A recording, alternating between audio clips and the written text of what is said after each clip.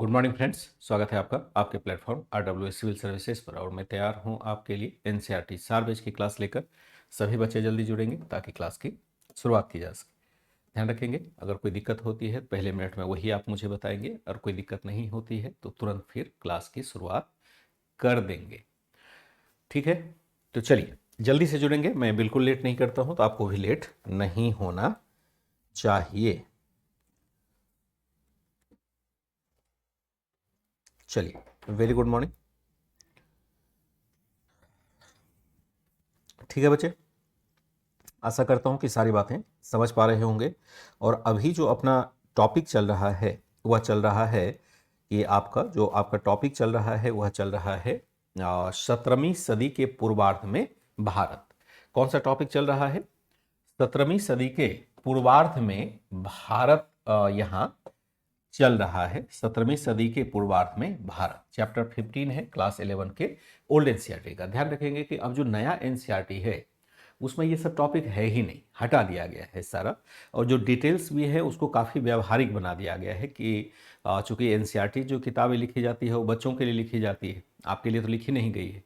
तो वहाँ बच्चों को आसान बनाने के लिए उन्होंने इन सब चैप्टर को हटा दिया है या बहुत कम मैटर दे दिया है। लेकिन यहाँ हम लोग बच्चों के स्कूल की तैयारी तो नहीं कर रहे हैं, मतलब स्कूल के लिए तो नहीं पढ़ रहे हैं। यहाँ जो पढ़ाई कर रहे हैं वो कंपटीशन के लिए कर रहे हैं। तो कंपटीशन का सिलेबस कम नहीं हुआ है, तो इसलिए यहाँ पर मैंने ओल्ड एनसीईआरटी को साथ रखा है। ओल्ड एनसीईआरटी के मुश्किल से 2-3 चैप्टर ही अब बचे हुए हैं। उसके बाद फिर या मध्यकालीन भारत के, इसके बाद जब मैं मॉडर्न हिस्ट्री में इंटर करूँगा तो वहाँ पर न्यू एनसीईआरटी को अधिक से अधिक स्थान दूंगा, क्योंकि न्यू एनसीईआरटी नए तरीके से लिखा गया है। और खास करके मॉडर्न हिस्ट्री में जो नए शोध आए हैं वह न्यू एनसीईआरटी फिर सपोर्ट करता है। लेकिन करना तो सब पड़ेगा, न्यू और ओल्ड दोनों को ही हमें देखना पड़ेगा। लास्ट फेज होगा हमारा, और सभी सब्जेक्ट लगभग समाप्त हो ही रहे हैं। केवल एक ज्योग्राफी और एक हिस्ट्री फंसा हुआ है, जो धीरे धीरे आपका क्रम से होता रहेगा। तो 17वीं सदी के पूर्वार्ध का भारत यहाँ पर देख रहे थे, और इस क्रम में कुछ मैटर यहाँ लेने की कोशिश होगी। लिखेंगे 17वीं सदी के पूर्वार्ध में भारत, पूर्वार्ध में भारत, यानी यहां पर खास करके जो चर्चा हो रही थी वह हो रही थी आपकी जहांगीर और शाहजहां की। जब मुगल साम्राज्य के पतन को हम एक चैप्टर में पढ़ेंगे वहां पर औरंगजेब की भी चर्चा होगी। इसके बाद यह आपका टॉपिक समाप्त हो जाएगा, यानी पूरा मध्यकालीन भारत ही एक तरह से समाप्त हो जाएगा, और देन फिर हम लोग आधुनिक भारत में शिफ्ट करेंगे। अभी हम लोगों ने जहांगीर को पढ़ा हुआ था पिछले क्लास में, और अब हमें पढ़ना है शाहजहां के बारे में। लेकिन शाहजहां तक शिफ्ट करें उससे पहले आवश्यक होगा कि देख लें एक व्यक्तित्व जो जहांगीर के साथ जुड़ी हुई थी, जिनका नाम था नूरजहां। इसका नाम एक नूरजहां था। नूरजहां, नूर का मतलब होता है रोशनी या सुंदरता, चमक, कुछ भी कह सकते हैं। और जहां का मतलब होता है विश्व, यानी विश्व की चमक या विश्व की सुंदरता या विश्व की प्रतिभा, जो भी आप कहना चाहें। तो नूरजहां का शाब्दिक अर्थ यही होता है।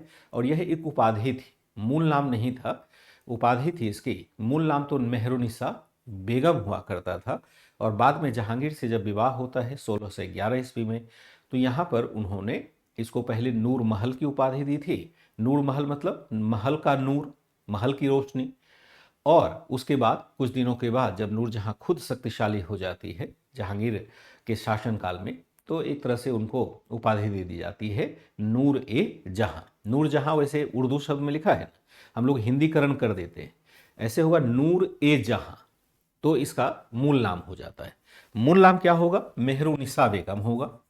एक आध प्रश्न यहां से पहले पूछा जाता था, मेहरुनिसा, मेहरुनिसा बेगम, निस्सा बेगम है।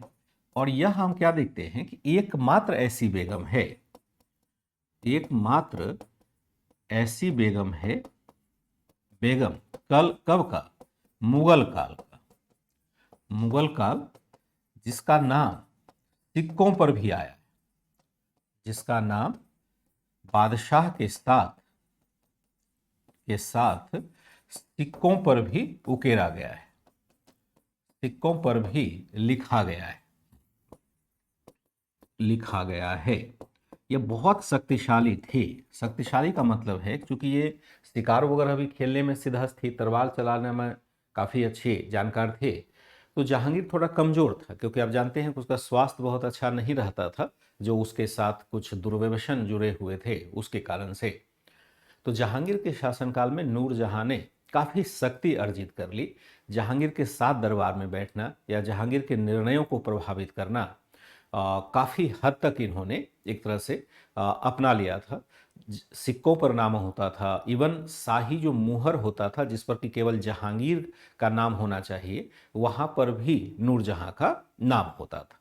इतना पावरफुल लेडी कोई भी मुगल काल में नहीं हुआ है जितना कि नूरजहां है। नूरजहां चूंकि शिकार खेलना भी जानती थी, तलवार चलाना भी जानती थी, तो अगर जहांगीर शिकार भी खेलने जाता था तो नूरजहां उसके साथ रहती थी। एक बहुत ही रोमांटिक लेडी है। रोमांटिसिज्म का मतलब क्या होता है पता है? रोमांटिसिज्म का मतलब होता है रोमांस करना नहीं, बल्कि ऐसा व्यक्तित्व जो लीक से हटकर चलता हो। जैसे आप कहेंगे रोमांटिक व्यक्तित्व नेपोलियन था, जब वर्ल्ड हिस्ट्री पढ़ेंगे। रोमांटिसिज्म एक शब्द है जहां से रोमांटिक शब्द बना है। रोमांटिसिज्म का मतलब होता है कि वह व्यक्तित्व जो लीक से हटके चलता है। लीक से हटके चलने का मतलब है कि जो परंपरागत बातों के अलावा अलग ढर्रे पर चलने की कोशिश करता है।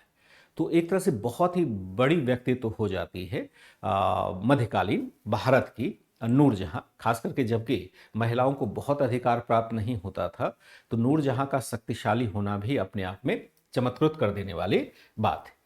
मूल नाम इसका क्या था? मेहरुनिसा बेगम था। इसके साथ कुछ गुट थे। जैसे हम देखते हैं, पिता थे गियास बेग। भाई क्या था? भाई था एतमाद। पिता जो थे आसफ खान। भाई जो हो जाएगा वह हो जाएगा पिता, आई थिंक आसफ खान होना चाहिए। पिता जो होना चाहिए आसफ खान होना चाहिए, आसफ खान। ये जो भाई हो जाएगा वह होगा एतमाद उद्दौला हो जाएगा, एतमाद उद्दौला। माता जो है वह हो जाएगी अस्मत बेगम, अस्मत बेगम। और ये क्या है? इत्र। इत्र मतलब होता है परफ्यूम। परफ्यूम का आविष्कार का आविष्कारक भी इन्हें माना जाता है मध्यकालीन भारत में। परफ्यूम, बहुत प्रकार के अलग अलग टाइप के परफ्यूम बनाने का श्रेय अस्मत बेगम को ही जाता है। एतमाद उद्दौला उसका भाई था, आसफ खान इसका पिता हुआ करता था। माता पिता की चर्चा क्यों कर रहे हैं? इसलिए कर रहे हैं कि इन सभी ने महत्वपूर्ण भूमिका निभाई थी, महत्वपूर्ण भूमिका निभाई थी। जैसे आप देखेंगे आसफ खान जो है वह है आपका खान ए समा, बहुत महत्वपूर्ण अधिकारी होता था। एतमाद उद्दौला है मुख्य दीवान। अगर थोड़ा सा इसके संबंधों की चर्चा करें, यह भी आपको बड़ा अजीब सा लगेगा। खास करके जो इस्लामिक इतिहास आप पढ़ते हैं तो वहाँ पर जो वैवाहिक संबंध होता है वो निकट संबंधियों में हो सकता है, खाली रक्त संबंधी नहीं हो। तो आप देखेंगे कि ये पूरी कहानी में, जैसे मेहरुनिसा बेगम है, कोई बात नहीं, तो इनके पिता है आसफ खान। और आसफ खान देखा जाए तो ससुर थे, आसफ खान की ही पुत्री मुमताज बेगम थी। मुमताज महल जिसको कहते हैं, तो मुमताज महल जो शाहजहां की बेगम थी, वाइफ थी, वह असल में आसफ खान की ही बेटी हुआ करती थी। और फिर हम देखते हैं जैसे भाई है एतमाद उद्दौला, और नूरजहां की भी एक बेटी हुआ कर, चूंकि नूरजहां का दूसरा विवाह था जहांगीर से, तो जो पहला विवाह हुआ था इस्लाम खान से, तो वहां हम देखते हैं उसको एक बेटी भी थी जिसका नाम था हसीना बेगम।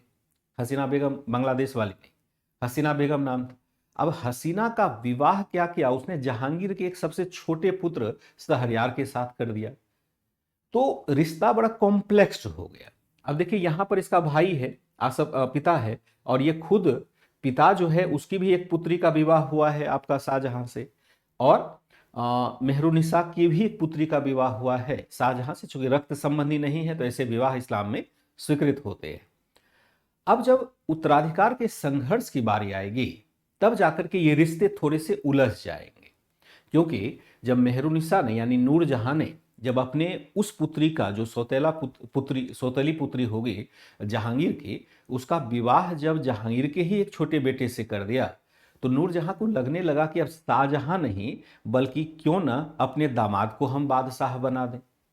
स्वाभाविक है कि ऐसी प्रवृत्ति आएगी, और शाहजहां जिसका कि ससुर उसी का पिता था, वो चाहेगा कि अपने दामाद को हम बनाए। तो आगे चल करके देखेंगे कि इस परिवार में ही बड़ा भारी सा फूट हो जाता है।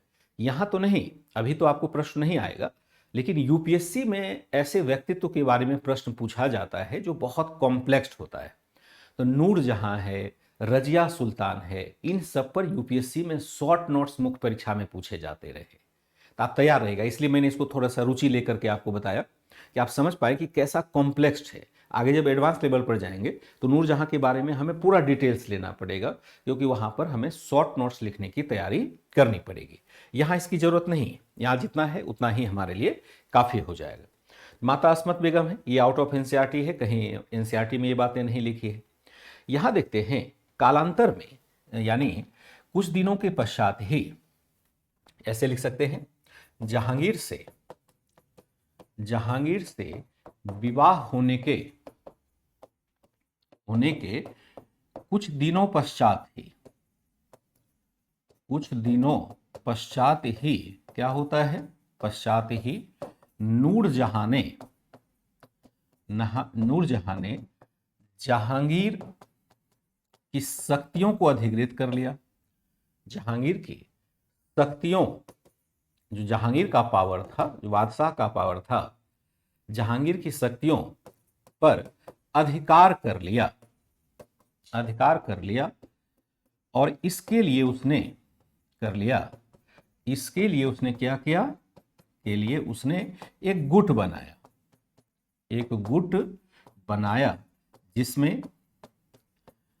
जिसमें कौन कौन था। एक गुट उसने बनाया जिसमें कौन कौन शामिल था, उसमें कौन कौन शामिल था। आज गुप्ता जी वो एक बार पढ़ के समझिएगा, पूरा रिश्ता समझना है ही नहीं। मैं भी कभी कभी ना बेकार में कुछ बातें समझाने के, रिश्ता यहाँ नहीं समझना है, रिश्तेदारी नहीं करना है, समझना ये है कि नूरजहां ने कैसे शक्ति पर काबू कर लिया, और आगे मैं लिखाऊंगा तो बातें स्पष्ट हो जाएगी। रिश्तेदारी को नहीं निभाना है। उसने एक गुट बनाया जिसमें शाहजहां तथा उसका पिता भी शामिल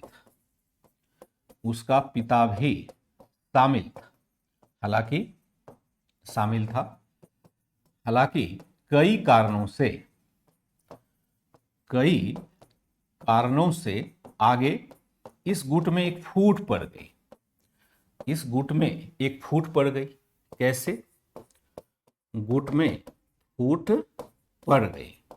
कैसे पड़ गई? एक गुट में फूट पड़ जाती है, कैसे? उदाहरण लेंगे। यहां पर हम देखते हैं कि नूरजहां ने शाहजहां के स्थान पर शहरयार कौन है? शहरयार है आपका जहांगीर का सबसे छोटा बेटा, का सबसे छोटा पुत्र है। छोटा पुत्र को बादशाह बनाने की चाल चली। पुत्र को बादशाह बनाने की चाल चली। क्यों चाल? इसलिए चलेगा क्योंकि यह इसका एक तरह से दामाद हो गया है, चाल चली। दूसरा हम कहते हैं नूरजहां ने शाहजहां के स्थान पर शहरयार जो था उसको यहां पर उत्तराधिकारी बनाने की कोशिश की, यानी बादशाह बनाने की कोशिश की। शाहजहां को आसफ खान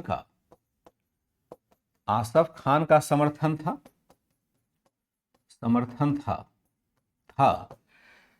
आसफ खान का समर्थन था। यहां हम देखते हैं कि इस तरह से नूरजहां, आसफ खान और शाहजहां मिलकर के एक गुट बना लेता है। तो उसमें थोड़ी फूट पड़ गई, क्योंकि नूरजहां ने शाहजहां के स्थान पर शहरयार को बादशाह बनाने की चाल चली, क्योंकि उसने अपनी जो उसकी सौतेली बेटी थी जहांगीर की, उसका विवाह करके सोचा कि अपने ही दामाद को बना दे, और आसफ खान तो चाहेगा अपने दामाद को बना दे, इसलिए यहां पर एक फूट पड़ गया था।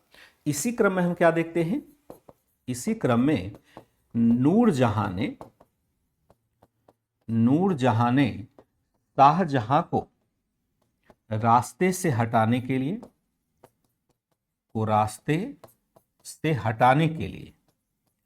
हटाने के लिए उसे क्या कर दिया, उसे बेहद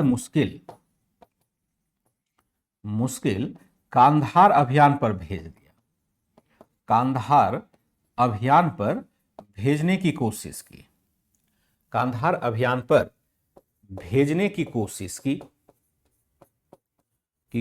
की। जरा कहानी समझेंगे, एक बड़ा दिलचस्प कहानी है। जब तक कांधार कहाँ है, कांधार कहाँ है, उत्तर पश्चिम में है, काबुल के पास है, मैंने आपको बताया था। अब जरा इसको एक बार लिख लीजिए, फिर मैं बोर्ड पढ़ाता हूँ। जहांगीर से विवाह होने के कुछ दिनों पश्चात ही नूरजहां ने जहांगीर की शक्तियों पर अधिकार कर लिया। इसके लिए उसने एक गुट बनाया, शाहजहां तथा उसका पिता भी जिसमें शामिल था इस गुट में। हालांकि कई कारणों से यह गुट इस गुट में फूट पड़ गई। नूरजहां ने शाहजहां के स्थान पर शहरयार को बादशाह बनाने की चाल चली। शाहजहां को आसफ खान का समर्थन था। इसी क्रम में नूरजहां ने शाहजहां को रास्ते से हटाने के लिए उसे बेहद मुश्किल कांधार अभियान पर भेजने की कोशिश की। जरा इसकी पूरी कहानी एक बार फिर से सुनिएगा, नहीं तो ये लाइन आपको समझ में आएगा नहीं और हर दिन के लिए समस्या रहेगी। अब देखिए, एक जहांगीर है।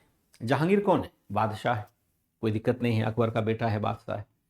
और एक है मेहरुनिसा, एक सामान्य स्त्री है, सुंदर स्त्री है, और वह सामान्यतया मुगलों के साथ ही रह रही है, क्योंकि उसके पिता जो हैं मुगल दरबार में एक तरह से ओहदेदार है, वह भी आसपास ही रह रही है। तो माना जाता है कि बचपन से ही जहांगीर शायद नूरजहां को चाहता था, यानी शायद विवाह करना चाहता होगा शुरुआत से ही, क्योंकि महल में ही रहना है तो एक दूसरे से परिचय होना स्वाभाविक है। लेकिन अकबर तो बड़ा सख्त पिता था, उसने जबरदस्ती जब देखा कि जहांगीर का झुकाव नूरजहां की तरफ है, उसमें मेहरुनिसा उसको कहा जाता था, तो माना जाता है कि अकबर ने जबरन उसका विवाह इस्लाम खां से कर दिया और फिर उसको दरबार से दूर कर दिया। जब विवाह हो गया तो झंझट ही खत्म है। अकबर नहीं चाहता था कि सलीम के जीवन में कोई भटकाव आए। लेकिन माना जाता है यह भी कि जब अकबर का देहांत होता है तो सलीम शायद उस घटना को नहीं भूल पाए, या मेहरुनिसा को भुलाना उसके लिए संभव नहीं हुआ, और उसने जानबूझ करके, इतिहास में यह भी लिखा गया है कि जानबूझ करके इस्लाम खान की हत्या करवा दी, जो मेहरुनिसा का हस्बैंड हुआ करता था। लेकिन इस समय मेहरुनिसा कहाँ है, बंगाल में, क्योंकि उसका पदस्थापन बंगाल हो गया था इस्लाम खान का। तब तक उसको एक पुत्री की भी प्राप्ति हो चुकी थी जिसका नाम हसीना था।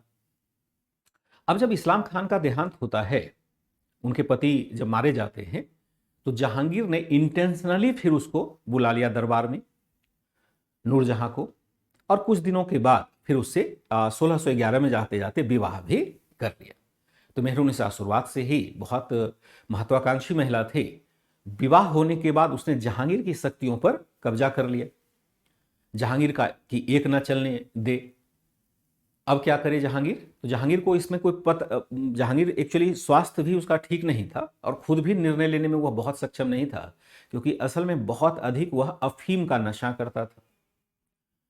तो जहांगीर को तो कोई आपत्ति नहीं थी, और जहांगीर के जो आगे आसपास और भी मंत्री होंगे उनको तो आपत्ति होगी कि नूरजहां क्यों पावरफुल होते जा रही है। तो वह नूरजहां के अगेंस्ट जाने की कोशिश करता, लेकिन नूरजहां खुद ही होशियार है। उसने शाहजहां, जो जहांगीर का उत्तराधिकारी होने वाला था, उसको अपने पक्ष में मिला लिया, और मिलाने के बाद फिर अपने फादर को मिलाया, अपना एक भाई था उसको मिला लिया। तीनों चारों ने मिलकर के गुट बना लिया जिसने सभी शक्तियों पर कब्जा कर लिया। कभी कभी आप देखेंगे कि ऐसे गुट होते हैं जो शक्तियों पर कब्जा कर लेता है। सारा कुछ बढ़िया चल रहा है, नूरजहां की बहुत अच्छी पकड़ हो चुकी है प्रशासन पर, और जहांगीर पृष्ठभूमि में है, और जैसा नूरजहां कहे वैसा ही शाहजहां करे, क्योंकि दोनों में कोई विभेद तो था नहीं। लेकिन इसी बीच में एक प्रॉब्लम आ गई। प्रॉब्लम क्या आ गई कि शाहजहां का विवाह नूरजहां के पिता के पुत्री से हुआ था, यानी जो भी रिलेशन आप कह सकते हैं, पहले ही हो चुका था विवाह, जिसको हम मुमताज महल कहते हैं। और दिक्कत ये भी ठीक था, यहां तक भी कोई दिक्कत नहीं थी। दिक्कत क्या हो गया कि नूरजहां थोड़ी और महत्वाकांक्षी हो गई, और उसकी जो एक पुत्री थी इस्लाम खान वाली, जिसको हम हसीना कहते हैं, उसका विवाह उसने जहांगीर के सबसे छोटे पुत्र से करवा दिया। अब नूरजहां को लगने लगा कि शाहजहां को बनाएंगे बादशाह तो मेरी तो उतनी चलनी नहीं है, क्योंकि शाहजहां तो मेरा कोई दामाद वगैरह है नहीं, पिता का दामाद है तो उसके पक्ष में जाएगा। तो क्यों ना अब जो जहांगीर का सबसे छोटा बेटा है शहरयार, जो कि बहुत योग्य नहीं था, क्यों ना उसे ही अब बादशाह बनाया जाए, क्योंकि वह तो पावर में है, वो चाहेगी कि हम इसको बादशाह बना दें। जब ये बात शाहजहां को पता लगी और उसके ससुर जी को पता लगा, तो वो दोनों बड़ा नाराज हुए। भाई अभी हम लोग साथ मिलके काम कर रहे थे और अभी आपने मेरे पीठ पीछे अलग से चाल चल दी। तो नूरजहां की ये चाल थोड़ी सी गड़बड़ाने लगी, क्योंकि उसका फादर भी उसके अगेंस्ट हो गया, क्योंकि वह तो शाहजहां को बनाना चाहे। फिर नूरजहां ने दूसरी चाल चली। तो तब तक हम देखते हैं जहांगीर के शासनकाल में हमने पहले ही पढ़ा है कि कांधार जो हुआ करता था उस पर ईरान ने कब्जा कर लिया था। नूरजहां ने जहांगीर को कान भरा कि ऐसा है कि भाई कांधार तो हमें जीतना चाहिए, और वहां कौन जाएगा लड़ाई करने के लिए। अब कहां दिल्ली कहां कांधार, आप ये समझें दिल्ली भारत में है, कांधार अफगानिस्तान में है, वहां कौन जाएगा लड़ने के लिए। तो नूरजहां ने कहा कि आप क्यों चिंता करते, आपके पास तो बहुत बड़ा बेटा है और इतना महान सेनानायक है जिसने दक्षिण भारत की विजय की, राजपूतों को घुटने टेकने पर मजबूर किया, आप इसी को भेजिए, शाहजहां को भेजिए आप कांधार में, शाहजहां कांधार जीत के आएगा। शाहजहां समझ गया कि यह मुझे दरबार से दूर करने की चाल है, क्योंकि उसे पता था कि जहांगीर बहुत दिन बचने वाला नहीं है, बहुत ही गंभीर रूप से बीमार रहता था। शाहजहां समझ गया कि नूरजहां क्या चाहती है। नूरजहां चाहती है कि कांधार अभियान के लिए शाहजहां निकल जाए, जहां की जल्दी तो विजय प्राप्त होनी नहीं है। तो शाहजहां दरबार से दूर रहेगा, इसी बीच में अगर जहांगीर का देहांत होगा तो शहरयार को बादशाह बना दिया जाएगा। एक बार बादशाह बन गए, कहानी खत्म। यानी शाहजहां को रास्ते से हटाने की चाल चली। ये चाल उसके ऊपर भारी पड़ गया, नूरजहां के ऊपर, क्योंकि जो गुट बना करके उन्होंने एक शक्ति को कैच कर लिया था, वह गुट भंग हो गया। और शाहजहां ही अगेंस्ट नहीं हुआ, उसका फादर भी, नूरजहां का फादर भी अगेंस्ट हो गया, क्योंकि नूरजहां के फादर का हित तो शाहजहां के साथ जुड़ता है। लेकिन क्योंकि बादशाह का आदेश है, उसको आप टाल भी तो नहीं सकते। जहांगीर ने आदेश जारी कर दिया नूरजहां के कहने पर, जहांगीर तो अपने कुछ नहीं कर पा रहा है। नूरजहां ने उसका साइन लेकर के आदेश जारी करवा दिया कि शाहजहां को जाना ही पड़ेगा कांधार। अब क्या करिएगा, बादशाह के आदेश को अगर खंडित करिएगा तो बादशाह गुस्सा होंगे, फिर आपके पीछे पूरा प्रशासन पड़ेगा। इसी क्रम में हम देखते हैं आगे चल करके शाहजहां ने विद्रोह कर दिया। जैसे जहांगीर ने एक बार किया था, वैसे शाहजहां ने भी विद्रोह कर दिया, और यह नूरजहां की प्रताड़ना के कारण हुआ। शाहजहां को जहांगीर से व्यक्तिगत तौर पर कोई दुश्मनी नहीं थी, लेकिन जहांगीर तो कुछ है नहीं, वो तो बीमार पड़ा हुआ है। तो नूरजहां ने जो चाल चली, उसकी वजह से शाहजहां ने भी विद्रोह कर दिया। आशा करता हूं कि ये कहानी आपने शायद सुनी होगी, और ये कहानी घर घर की है, घर घर की ये कहानी होती है। ठीक है, गुट समूह बन जाता है। नूरजहां शाहजहां की स्टेप मदर थी, ये होता है उसमें, हाँ स्टेप मदर थी शिवांगी। नूरजहां और मुमताज अलग है ना, नूरजहां तो अलग होगा, नहीं नूरजहां और अनारकली भी अलग है। अनारकली उनकी प्रेमिका हुआ करती थी जहांगीर की, अनारकली अलग चीज है। नूरजहां, दोनों का नाम अलग है तो अलग ही होगा ना। एक तरह से देखा जाए तो अनारकली एक प्रोस्टिट्यूट थी, नर्तकी जिसको कहते हैं वह थी, और यह तो एक राजभवन में अच्छे सम्मानित परिवार की थी। नूरजहां कोई मतलब उसकी माँ समझिए कि सब पढ़ी लिखी थी, अच्छे फैमिली से नूरजहां बिलोंग करती थी। और मुमताज महल तो शाहजहां की वाइफ थी ना, वह तो उनकी सबसे अच्छी वाइफ है, जिससे कि औरंगजेब, दारा सिकोह वगैरह सबका जन्म हुआ था, जिसके याद में हम देखते हैं ताजमहल बना हुआ है। तो थोड़ा सा कॉम्प्लेक्स है, एक बार पढ़िएगा। मैंने रिश्ते के आधार पर आपको समझाने की कोशिश की, ताकि आपको रुचि बने इतिहास को समझने में। स्टेप मदर, स्टेप डॉटर, ये बातें तब आप समझ पाएंगे, खास करके जब इस्लामिक व्यवस्था में आप विवाह संबंध को देखेंगे। इस्लामिक व्यवस्था में जैसे हिंदू समूह में क्या होता है कि जो पिता के रिश्तेदार होते हैं उसमें दूर तक आपकी शादी नहीं हो सकती है। जो मदर का रिश्तेदार है, जैसे ननिहाल पक्ष हुआ, वहां दूर तक आपकी शादी नहीं हो सकती है। यानी ननिहाल पक्ष में आपका विवाह नहीं होगा, कभी भी नहीं हो सकता, क्योंकि वो रक्त संबंधी माने जाएंगे। और पिता पक्ष में कभी भी, जैसे बुआ है या आगे चल करके जो भी रिश्तेदार होगा, वहां कभी भी विवाह नहीं होगा। मान लो कभी स्वीकृत हो ही नहीं सकता, क्योंकि उसको हम रक्त संबंधी मानते हैं, चाहे दूर दूर का ही क्यों ना हो। इवन एक हिंदू समूह में तो और आता है कि जो गोत्र व्यवस्था है, जो कि रक्त संबंधी नहीं भी हो सकता है, लेकिन अगर समान गोत्र के आप पाए जाते हैं तो आपका विवाह नहीं हो सकता है। ये हिंदू समूह में एक आम अवधारणा अभी भी है। अब तो समगोत्रीय भी विवाह कहीं कहीं अपवाद में दिख जाते हैं, लेकिन उसको अच्छा नहीं माना जाता है। इसलिए आप देखेंगे कि जो पश्चिमी यूपी है, जहां आप खाप या हरियाणा का क्षेत्र देखेंगे, वहां खाप पंचायत इस बात के लिए विशेष तौर पर अड़ा हुआ होता है कि कोई एक गोत्र में विवाह ना कर ले, और अगर ऐसा कुछ हुआ तो समझिए ऑनर किलिंग, यानी बेटा बेटी दोनों को मार दिया जाता है अगर किसी ने ऐसा प्रेम संबंध करने की कोशिश की तो। लेकिन इस्लाम में यह अवधारणा नहीं है। इस्लाम ही नहीं बल्कि हिंदू समूह जो साउथ का है वहां पर भी यह अवधारणा नहीं है। हिंदू समूह जो साउथ का है वहां का समाज अलग है। इस्लाम में क्या है कि माता पिता के छोड़ करके, या माता पिता या उससे उत्पन्न संतान को छोड़ करके बाकी हम किसी चचेरे फुफेरे आदि से शादी कर सकते हैं। केवल एक ही माता से उत्पन्न संतान के बीच में संबंध नहीं हो सकता है। अगर माता अलग है तो विवाह हो जाएगा। जैसे यहां हमने देखा नूरजहां ने अपने ही पुत्री का विवाह, जो दूसरे इस्लाम शाह से पैदा हुई थी, तो उसका विवाह हमने देखा कि जहांगीर के पुत्र से कर दिया। यह स्वीकृत है। वहां पर हर समाज अलग अलग तरीके से वैवाहिक संबंध निभाता है। ठीक है बच्चे, हमने देखा कि शाहजहां को आसफ खान का समर्थन था। इसी क्रम में नूरजहां ने शाहजहां को रास्ते से हटाने के लिए उसे बेहद मुश्किल कांधार अभियान पर भेजने की यहां पर कोशिश की। इसी क्रम में हम क्या देखते हैं, इसी क्रम में शाहजहां ने विद्रोह कर दिया। इसी समय क्या करता है, शाहजहां ने विद्रोह कर दिया। फिर हम देखेंगे, इसी को आगे कर दीजिए, शाहजहां का विद्रोह। शाहजहां का विद्रोह यहां होता है। शाहजहां जिसे पता था, शाहजहां जिसे पता था कि कांधार अभियान मुश्किल होने वाला है, कांधार अभियान मुश्किल होने वाला है, मुश्किल होने वाला है तथा जहांगीर का स्वास्थ्य गिरता ही जा रहा है, तथा जहांगीर का स्वास्थ्य गिरता जा रहा है, स्वास्थ्य गिरता जा रहा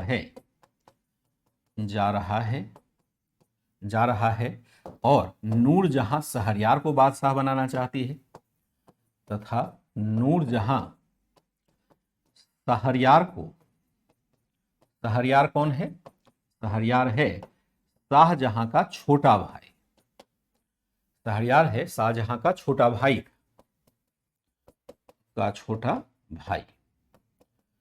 तथा नूरजहां शहरयार को बादशाह बनाने की चाल रही है, बादशाह बनाने की चाल चल रही है। तो उसने क्या किया है, तो उसने कांधार जाने के आदेश को मानने से इनकार कर दिया। उसने क्या कर दिया, कांधार जाने के आदेश को मानने से इनकार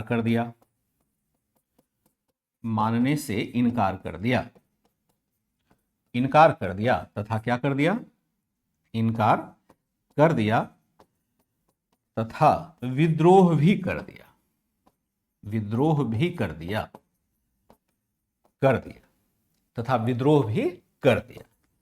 अब उसने क्या किया, शाहजहां ने कहा कि भाई हम नहीं जाएंगे, भाई कंधार नहीं जाना है मुझे, क्योंकि उसको पता था कि जहांगीर जल्दी ही मरने वाला है। अगर ये कांधार में रहेगा फिर बादशाह कैसे बनेगा, वहां से तो आ ही नहीं पाएगा, और तब तक कोई ना कोई गुट हावी हो जाएगा। इसलिए कहा मैं कंधार नहीं जाऊंगा। अगर जाऊंगा उसके लिए उसने एक विशेष शर्त रखी। इसने कहा जाऊंगा, लेकिन विशेष शर्त रखी। क्या रखी मैं आपको बताता हूं। शाहजहां जी से पता था कि कांधार अभियान मुश्किल होने वाला है तथा जहांगीर का स्वास्थ्य गिरता जा रहा है, तथा नूरजहां शहरयार को बादशाह बनाने की चाल चल रही है। तो उसने कांधार जाने के आदेश को मानने से इनकार कर दिया तथा विद्रोह भी कर दिया। इसने कहा मैं कांधार जाऊंगा, लेकिन मुझे दक्कन के सभी सूबों पर नियंत्रण चाहिए। उसने कहा मुझे इतना सैनिक चाहिए, मतलब बहुत सारी ऐसी मांग रखे जिसको पूरा करना संभव नहीं था। इसलिए उसने जब उसकी मांग नहीं मानी गई, इसने विद्रोह कर दिया और विद्रोह करके ये दक्कन की तरफ चला गया, जहां हम अहमदनगर वगैरह देखते हैं, वहां पर पहुंच गया। और वहां एक शासक हुआ करता था मलिक अंबर, जिसको इसने खुद ही पराजित किया था। अब बुरे वक्त में मलिक अंबर को कहा, भाई हम दोनों एक हो जाते हैं, क्योंकि मुझे तुम बादशाह बनाना, तुम्हारे लिए कुछ उपाय करेंगे। लेकिन संभव नहीं हुआ, क्योंकि दुश्मन तो दुश्मन ही होता है। तो कुछ दिन के बाद शाहजहां ने विद्रोह कर दिया। धीरे धीरे विद्रोह भी शांत होता चला जाता है। ठीक है, छविगिरी वो नहीं समझाया जा सकता है। ठीक है, समगोत्रीय विवाह नहीं होता है हिंदू में, वो रेयर केस है, कोई कर ले तो बात अलग है, लेकिन अब तो खैर धीरे धीरे स्वीकृति मिल रही है, लेकिन समगोत्रीय विवाह नहीं होता है। ठीक है, हम क्या देखते हैं कि एक तरह से इसने विद्रोह कर दिया। विद्रोह कर दिया, हालांकि क्या होता है, विद्रोह भी कर दिया। नूरजहां ने महावत खां की सहायता से शाहजहां के विद्रोह को दबा दिया। विद्रोह को दबाने में सफलता पाई, लेकिन फिर भी सफलता पाई। तथापि शाहजहां क्या होता है, शाहजहां आसफ खान की सहायता से क्या बनने में काम रहा, सहायता से 1627 ईस्वी में बादशाह बनने में सफल रहा। इसकी भी बड़ी लंबी कहानी, बादशाह बनने में सफल रहा, एक लाइन में नहीं समझ पाएंगे, मैं कहानी सुना देता हूं। बनने में सफल रहा। देखिए, सारी कहानी जो है ना बड़ा दिलचस्प है, लेकिन जब ही सभी कैरेक्टर को जानेंगे तभी ये नाटक हमें समझ में आएगा। सभी कैरेक्टर से भी आपका परिचय हुआ नहीं, फिर भी मैं एक संक्षेप में कहानी सुना देता हूं। नूरजहां ने महाबत खां की सहायता से शाहजहां के विद्रोह को दबाने में सफलता पाई, तथापि शाहजहां आसफ खान की सहायता से 1627 ईस्वी में बादशाह बनने में सफल रहता है। अब शाहजहां को कहा गया कि बेटा तुम कंधार जाओ। शाहजहां ने कहा नहीं जाऊंगा, और जाऊंगा तो मुझे इतना पावर दो ताकि कभी भी मैं सत्ता पर कब्जा कर सकूं। तो नूरजहां ने जहांगीर के मुंह से कहलवाया कि ऐसा संभव नहीं है, और शाहजहां ने विद्रोह कर दिया। इसी समय एक अफगान सेनापति हुआ करता था जिसका नाम महावत खां था। तो नूरजहां ने जब देखा शाहजहां ने विद्रोह कर दिया, तो उसने महावत खां को लगाया शाहजहां के पीछे, क्योंकि बहुत ही पावरफुल था हुआ योद्धा, जैसे एक समय हम बैरम खान वगैरह को देखा करते थे, उसी के टक्कर का ये भी था। तो जब नूरजहां ने महावत खान को बहुत सारा अधिकार देकर के शाहजहां के पीछे लगाया, तो शाहजहां कई बार पराजित होता है महावत खान से। तो एक तरह से विद्रोह कम होने लगा। फिर जाकर के दोनों में समझौता हो जाता है जहांगीर और शाहजहां के बीच में, और शाहजहां को कहता है कि आप चले जाओ, अभियान के लिए एक खास क्षेत्र में भेज दिया जाता है। शाहजहां उसके लिए तैयार भी हो गया, चूंकि वो पराजित हो चुका था। इसी बीच में लाहौर, जो अभी पाकिस्तान में है, लाहौर में देखते हैं कि जहांगीर की मृत्यु हो गई, चूंकि वो बहुत बीमार था पहले से ही, और शाहजहां वहां था नहीं। अब क्या करे, दरबार में जो रहेगा वही बनेगा ना, वही बादशाह बनेगा। शाहजहां दरबार में है नहीं, वो दक्कन के अभियान पर था। अब क्या करे, तो अब यहां पर काम आया ससुर जी का सहारा, जो आसफ खान हुआ करते थे, जो मुमताज का फादर भी था।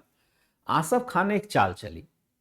अब तो नियम था कि अब शाहजहां है नहीं वहां, जहांगीर की मृत्यु हो गई, और नूरजहां यही चाहती भी थी कि अपने दामाद शहरयार को बना दे, जो जहांगीर का बेटा था।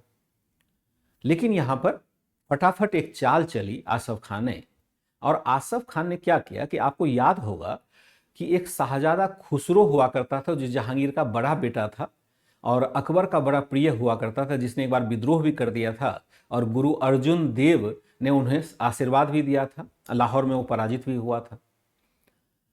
तो खैर वो तो मारा गया था, उसको अंधा करके बाद में शाहजहां ने उसकी हत्या कर दी थी। लेकिन उसका बेटा दावर बख्श था, वह जीवित था। दावर बख्श जीवित था, उसका बेटा था, रहता था। तो आसफ खान ने कहा कि ऐसे शाहजादा को तब तक मुगल बादशाह बना देते हैं जिससे विद्रोह का खतरा ना हो। और दावर बख्श बेचारा एक मोहरा सा बन गया। वह लाहौर में ही था, और लाहौर से आसफ खान ने उसको बादशाह कर दिया कि बादशाह हमारा दाबर बख्श होगा, ताकि पद खाली ना रहे। पद खाली रहेगा तब ना उसके दावेदार आएंगे। तब तक शाहजहां दक्षिण से उत्तर की तरफ यानी आगरा की तरफ चल चुका था, लाहौर की तरफ निकल चुका था, जल्दी से जल्दी पहुंचना था और 2-4 दिन में ही वह पहुंचा। फिर दाबर बख्श को हटा दिया गया सत्ता से और फिर शाहजहां को देखते हैं कि 1628 के आसपास शासक बना दिया गया। एक तरह से बहुत ही क्या कहते हैं, एक षड्यंत्र किया जाता है दरबार में राजा बनने के लिए। तो उस षड्यंत्र का हिस्सा ये भी रहा, शाहजहां भी रहा। और फिर यहाँ फाइनली शाहजहां लगातार प्रयास करने के बाद अपने ससुर जी की सहायता से बादशाह बनने में सफल भी रहता था। लेकिन बादशाह बनना इतना आसान नहीं रहा। ना जाने कितने शाहजादाओं की हत्या की गई, क्योंकि जो छोटे छोटे शाहजादा थे, चाहे वह शहरयार का बेटा हो या खुसरो का बेटा हो, कई छोटे छोटे शाहजादा थे जो बिल्कुल निर्दोष हुआ करते थे, जिसका कोई मतलब नहीं था सत्ता कभी प्राप्त भी करेंगे। सबको मरवा दिया गया एक सिरे से, ताकि आगे कोई विद्रोह ना हो सके। ऐसा किया जाता था, ऐसा शासक के द्वारा किया जाता है, ताकि कोई प्रतिद्वंदी हमारा उत्पन्न ना हो जाए बाद में। यहां पर हम देखते हैं कि थोड़ा क्रूरता दिखाई देती है, बहुत सारी क्रूरता यहां पर दिखाई देती है। ठीक है, इस तरह से आसफ खां शहरयार को क्यों नहीं बनाया गया? शहरयार बन पाएगा तभी ना, बनाना तो चाहा नूरजहां, लेकिन नूरजहां पर उसका भाई, उसका फादर हो गया, पावरफुल बन गया। क्यों? उसका जो फादर था वो पावरफुल हो गया, उसने चाल चली तो नूरजहां का चाल कट गया। ये तो षड्यंत्र हो रहा है ना दरबार में। नूरजहां ने चाहा तो था, लेकिन चाहने मात्र से हो जाएगा क्या? दूसरा कोई प्रतिद्वंदी आ जाएगा, उसने उसकी चाहत को समाप्त कर दिया। शहरयार नहीं बना पाया, मतलब इतनी शक्ति नहीं रही नूरजहां के पास, वह खुद से उसको बना सके। ठीक है, ये पूरी कहानी है, राज दरबार की कहानी बड़े षड्यंत्रों से भरी होती है। मैंने सिर्फ दिलचस्पी के लिए आपको सुनाया। शाहजहां कब देखते हैं?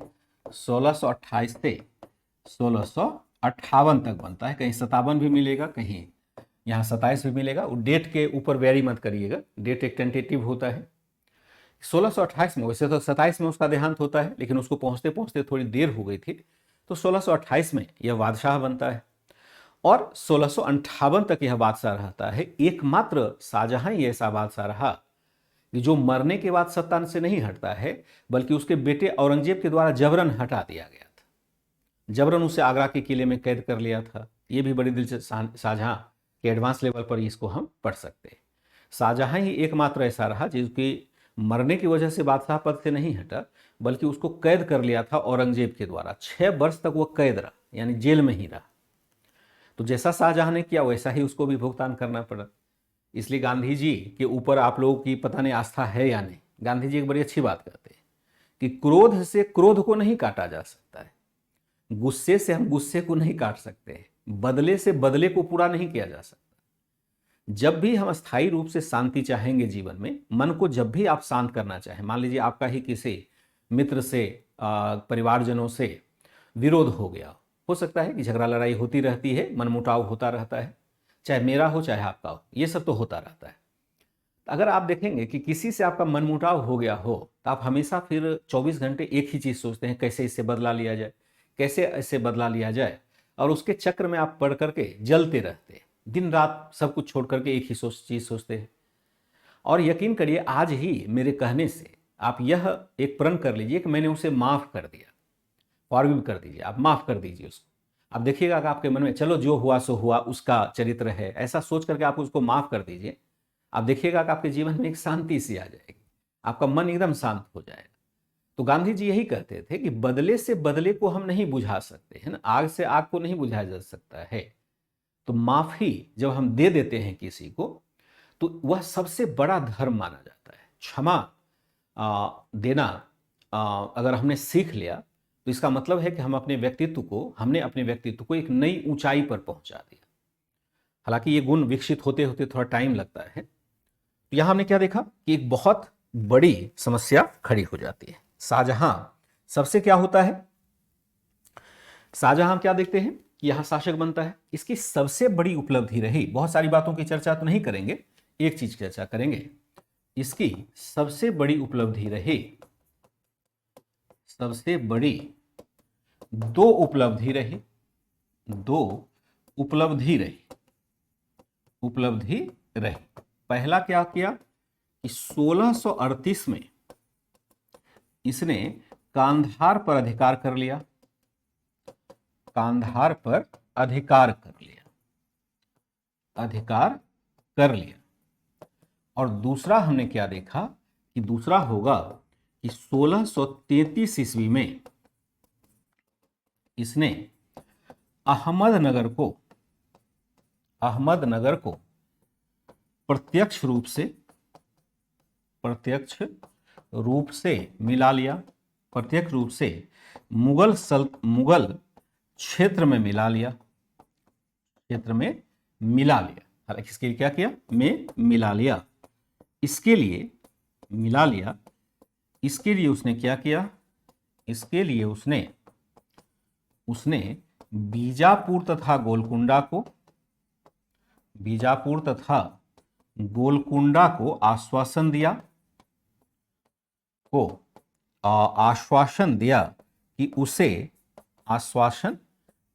कि उसे कभी नहीं मिलाया जाएगा, आश्वासन दिया कि उसके राज्य क्षेत्र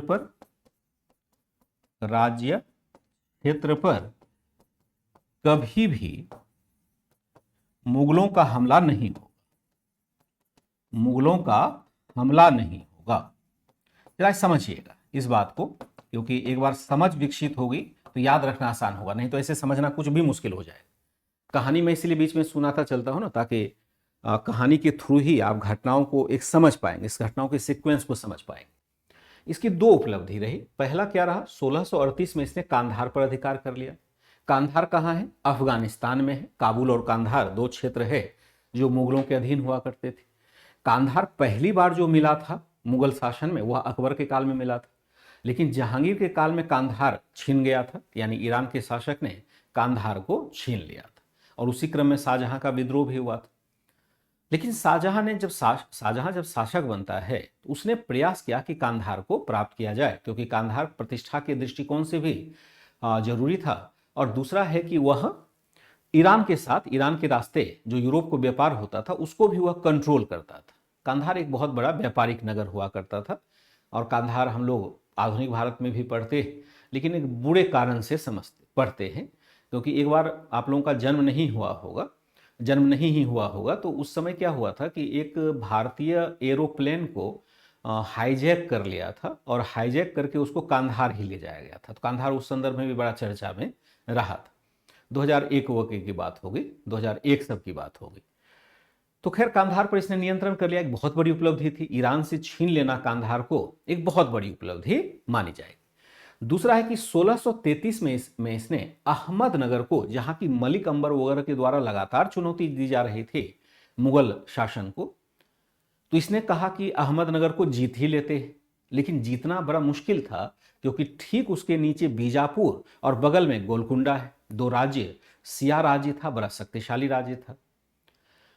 शाहजहां ने कहा कि अगर हम अहमदनगर को जीत लेते हैं तो कम से कम साउथ से समस्या खत्म हो जाएगी।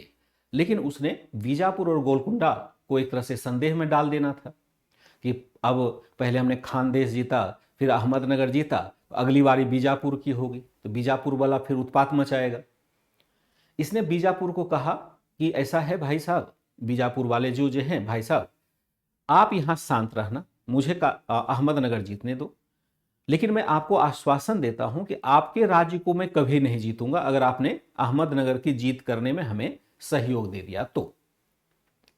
और इसके लिए शाहजहां ने एक लेटर उसको भेजा, जो बीजापुर के सुल्तान थे उसको एक लेटर भेजा, और उस लेटर में शाहजहां ने क्या किया, अपना जो हैंड होता है ना, हैंड इंप्रेशन दिया, उसमें हथेली की छाप उसमें लगाई, और कहा कि बेटा, यानी उसका जो सुल्तान था उसको बेटा कह करके पुकारा, फर्जंद एक शब्द आता है, कह करके पुकारा, और हथेली की छाप वाला एक उसको पत्र भेजा कि बीजापुर को और गोलकुंडा को कहा कि अगर तुमने मुझे सहायता कर दी अहमदनगर जीतने में तो मैं तुम्हें आश्वासन देता हूं कि कभी भी तुम्हारे राज्य पर मैं हमला नहीं करूंगा। बीजापुर में नहीं सोचा कि भाई ये बार बार हमले वाला तो समस्या लगी ही रहेगी, जाने दो अहमदनगर को अब कुर्बान कर देते हैं, कम से कम हम दोनों तो सुरक्षित रहेंगे। इस क्रम में हम क्या देखते हैं कि शाहजहां ने अहमदनगर पर कब्जा कर लिया। यही लिखा कि 1633 में इसने अहमदनगर को प्रत्यक्ष रूप से मुगल क्षेत्र में मिला लिया। इसके लिए उसने बीजापुर तथा गोलकुंडा को आश्वासन दिया उसके राज्य क्षेत्र पर कभी भी मुगलों का हमला नहीं किया जाएगा, और हथेली की छाप वाला एक फरमान भी उसे दिया जाता है। हथेली की छाप वाला उसे एक फरमान दिया जाता है। लेकिन हम क्या देखते हैं कि इस काल में, इसी समय इसका संपर्क होता है किससे? इसी काल में इसका संपर्क मराठों से होता है। इसी काल में शाहजहां का संपर्क किससे हुआ? शाहजहां का संपर्क मराठों से होता है। मराठों से हुआ जो अहमदनगर की सेना में थे। अहमदनगर की सेना में बारगीर का काम करते थे। बारगीर का मतलब क्या होता है पता है? बारगीर का मतलब होता है घुड़सवार सैनिक। घुड़सवार सैनिक बारगीर का काम करते थे कि सेना में क्या करते थे? सेना में बारगीर का काम करते थे। बारगीर का मतलब होता है घुड़सवार सैनिक का काम करते थे, का कार्य अपने नेता शाहजी भोंसले के साथ करते थे। शाहजी भोंसले कौन है पता है? शिवाजी के फादर हैं, शिवाजी के पिता। ठीक है, अपने नेता शाहजी भोंसले के साथ कार्यरत थे। अब मराठे प्रदेश में आ गए। पहले मराठों का नाम हमने नहीं सुना था, लेकिन अब मराठे भारतीय राजनीति में प्रमुखता से पाने लगे।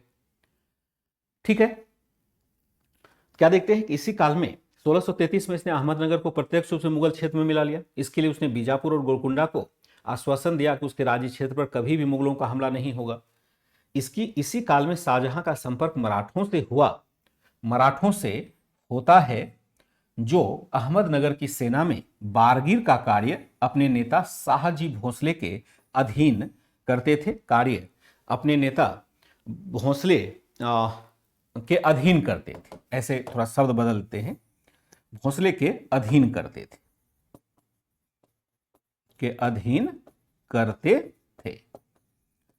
क्लियर है? मराठे अब यहां होता क्या था कि मराठा बड़ा मजबूत योद्धा हुआ करता था। जैसे उत्तर भारत में आप देखेंगे राजपूत योद्धा था, ठीक उसी प्रकार का योद्धा मराठे हुआ करते थे दक्कन के संदर्भ।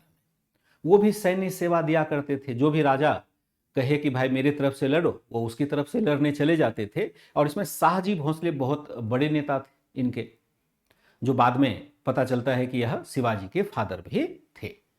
तो जब अहमदनगर की विजय हुई तो मराठों से बहुत अधिक प्रभावित नहीं होते हैं शाहजहां। उन्होंने बीजापुर को कहा कि देखो भाई, एक तो मराठों को आप सेना में मत रखो, और अगर रखते हो तो अहमदनगर की सीमा से दूर रखना। मेरी सीमा के पास मराठे दिखने नहीं चाहिए, क्योंकि मराठों ने एक तरह से बहुत हानि पहुंचाई थी मुगल सेना को शाहजहां के शासनकाल में, जब वह अहमदनगर की विजय कर रहा था, क्योंकि ये मराठे अहमदनगर की सेना के साथ जुड़े हुए थे। इन्होंने कहा बीजापुर को कि मराठों को सेवा में न ही रखें, और रखना ही है तो आप थोड़ा दूर रखें, अहमदनगर के आसपास नियुक्त मत करिए, नहीं तो मेरे लिए डिस्टर्बेंस होगा। बीजापुर ने मान भी लिया। इसलिए आप देखेंगे कि पहले जब आप शिवाजी की बात करेंगे तो वहाँ देखेंगे शाहजी भोंसले की फिर से चर्चा होगी। और शाहजी भोंसले पहले अहमदनगर में थे, बाद में वो बीजापुर में सेवा करने लग जाते हैं, क्योंकि शाहजहां ने ऐसी शर्त ही रख दी थी। इस तरह से हमने क्या देखा कि शाहजहां ने यहां पर बहुत कुछ परिवर्तन करने की कोशिश की, खास करके किसके संदर्भ में? यहां दो बातें तो उसके जीवन में बहुत ही प्रमुख होता है। हालांकि शाहजहां की कोशिश थोड़ी सी नाकामयाब ही रही। हालांकि क्या होता है, हालांकि शाहजहां कांधार पर अस्थायी नियंत्रण प्राप्त करने में असफल